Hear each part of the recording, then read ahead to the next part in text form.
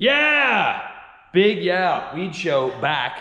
Thanks to the folks at Race Tech who have asked for yet another video, so why not give you more coverage? And they keep throwing races our way, so why not just keep doing videos? We're gonna preview the second and final round of the FIM World Supercross Championship. Race Tech seminars are coming up if you wanna learn engine building or suspension building and you're anywhere near their headquarters in Corona, California. Get out there the first week of November. November 5th through 11th is suspension seminars, and then engine seminars the week after that. Go to racetech.com to learn more. Speaking of suspension, this is Art of War. It's my buddy John's suspension shop. He's got this, what do you got here? Spring dyno? We're doing some secret testing here, not for your eyes. Oh, my bad, my bad. Me, all right, well, anything going on over this is a trained professional. This is a trained professional who knows how to set up suspension. He once worked on Justin Brayton's suspension with JGR, and actually Josh Grant's suspension for the first round of World Supercross. The chain broke. Suspension was fine. The chain broke on Josh Grant's bike, so he's not racing this weekend, nor is Chad Reed. We got all kinds of news to give you, so that's what we're gonna do on this show. But go to racetech.com and check out their seminars because you can learn. Instead of just, I send my stuff to them and they just send it back and it's better, they're gonna teach you the philosophies of suspension and engine building. So if you run your own shop, maybe a dealership, that's a great thing to have that knowledge. Maybe you're a mini bike dad and you're trying to make your kid's bike work better, to understand this stuff. No one is really keeping it, putting it out there in the public. They're keeping it under lock and key, except Race Tech. And there's some Race Tech tools, even in here, that are being used at Art of War. So let's talk World Supercross. Yeah, Josh Grant and Chad Reed are out. Grant's chain broke. I saw him actually hanging out at Straight Rhythm. He had a big concussion.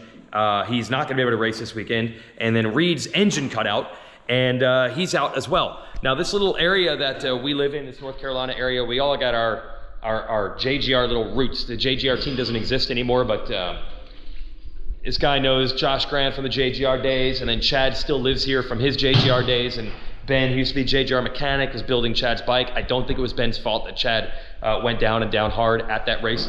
And then the Rick Ware team, which has the points leader in the 250 class of World Supercross, is right up the street, Rick Ware Racing.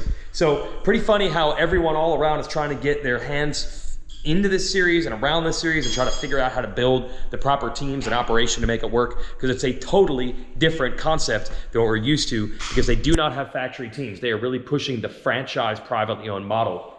And there is a chance that team owners, Yariv Konsky, who is the owner of Ken Roczen's team, or maybe Rick Ware himself in the 250 class, also got Joey Savacci, very fast in a 450, or Mike Genova of Moto Concepts Racing. They've got an opportunity to be crowned champions. Instead of the team winning the title, the team owner gets to win a title this weekend. Oh, you want to see something super cool? That's an electric start Suzuki 450. They do exist.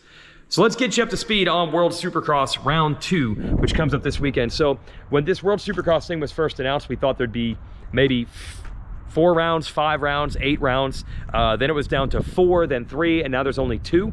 Don't be confused this weekend. Friday night in Australia, there will be an Australian Supercross round, but that is not part of the World Championship. The World Championship round is on Saturday only. So it's only a 2 race, and they call it Pilot Series.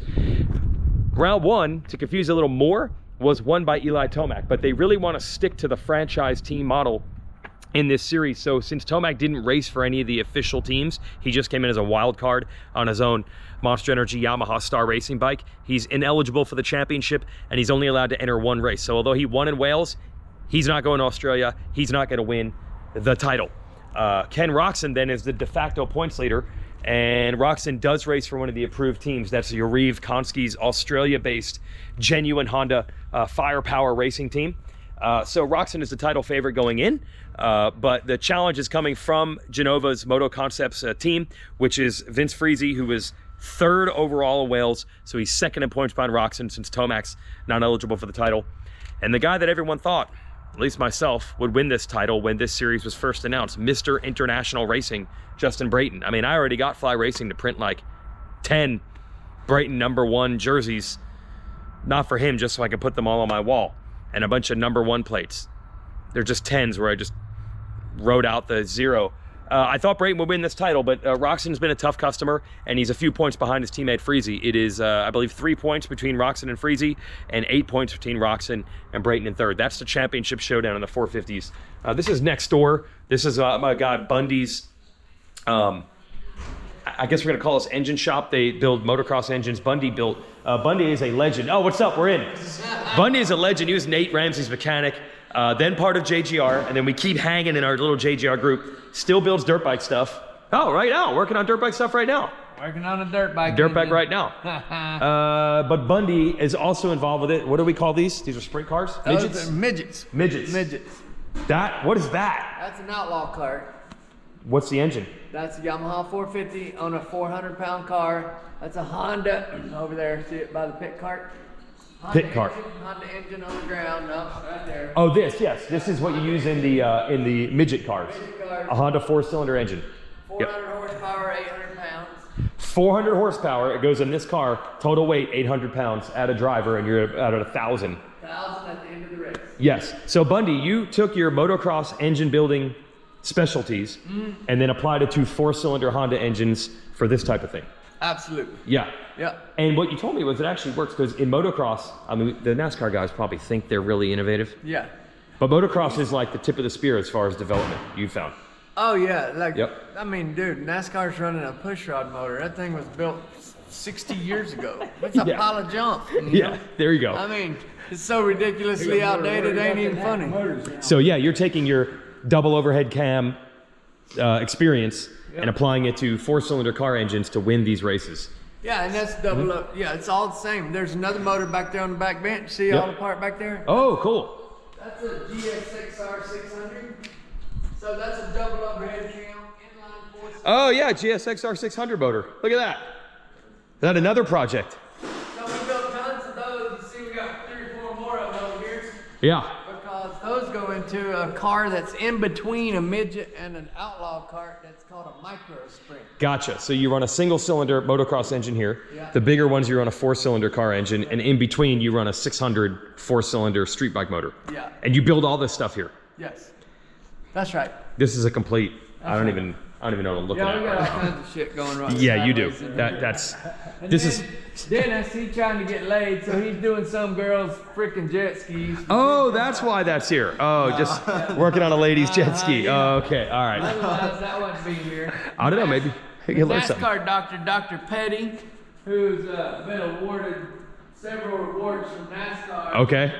He started Charlotte Radiology and Spine. Okay. So he worked on my foot, so he wanted me to fix a street bike.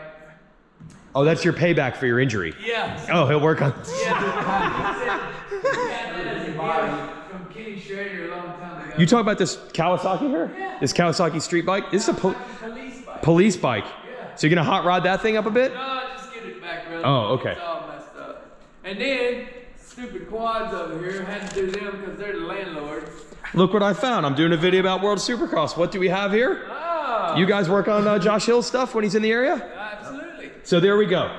They work on Josh Hill's stuff. I'm telling you, this series is all these teams coming together to try to throw it together in their very first year. Oh, look at that. Is this a Hill bike right here? Yeah, that's a Hill bike. That's a Hill rolling chassis right here. And a Phil Nicoletti JGR stand. Man, there you go. There you go, Phil. Anyway, just showing everybody the neighborhood.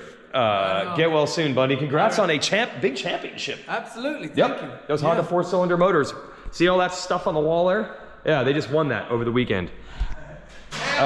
Yeah, congrats. You got to be a little subdued after the injury. We can't party as hard as. No, I get my heart rate above 120, we start twitching. Okay, we don't want twitching.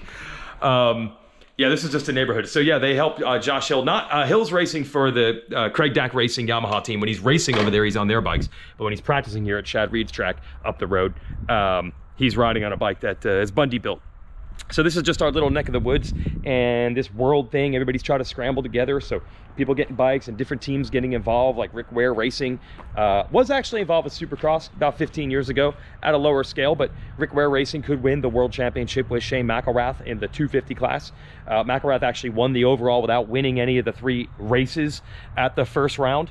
The races were won by Max Anstey, who's on the same team as Roczen, but in the 250 class, and Mitchell Oldenburg, Moto Concepts rider, won 2 of the 3, but had a bad race in between.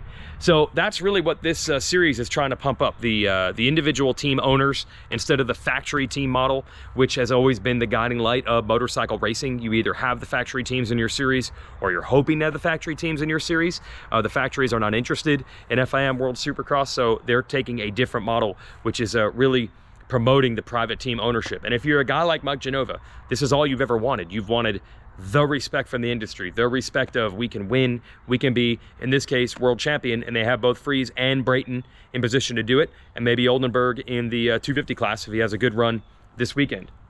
Now, to have a good run this weekend, they've got to navigate the format, which was shockingly intense and quick when we saw it in Wales 2 weeks ago. We're used to Triple Crown races here. We've seen the 3 main event format in Monster Energy Supercross in the US, but here they ran all 3 250 races back to back to back with a very short break in between. And most of the riders' feedback was, that was shockingly quick. Our guy, Phil Nicoletti, told me, you know, heart rate only got down to about 135, 140 by the time they were already starting the next race. So that's something the riders are not used to. They're used to longer breaks. I don't know if they're gonna tweak that for this weekend, or at least the riders will be more prepared for it.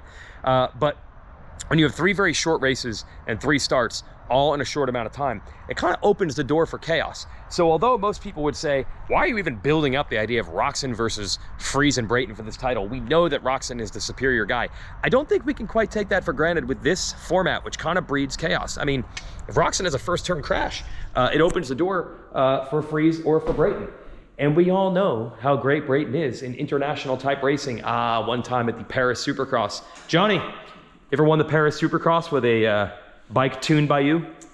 Number 10? Yes, Justin Brayton. Yes, won the Paris Supercross. I don't know if the bike was any good, but the rider really carried it. The rider really carried it, beating James Stewart. We don't need to get into details of Stewart just not racing the final day and then Brayton winning it that way. Bottom line is, Brayton has experience, especially in Australia. He's won the Australian Supercross title many times. He's won the AUSX Open, which is essentially this event. It's just now called the World Supercross Australian Grand Prix. So he's going to be a force to be reckoned with, of course, of course.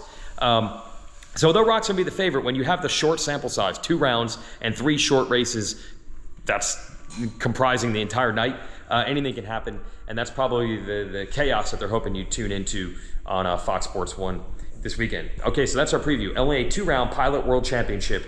It's all on the line this weekend. Could it be McElrath or Oldenburg, Anstey? Australia's own Aaron Tanti, they're bringing up as a potential SX2 or 250 title winner.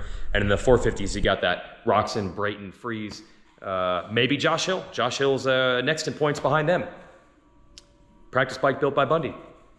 That's our show. Go to racetech.com for more information. You can learn about engine and suspension building from those folks. So you can learn a little bit more about what makes your bike better and how you can probably communicate with your own suspension and engine people, or maybe you just want to be a race tech person. Either way, check it out. Thanks for watching the show. And if you want updates on the racing all weekend, go to our racerxonline.com site. We've even got results plugged right into the website. I'm going to show them to you right now. Go to us for all the coverage. See ya.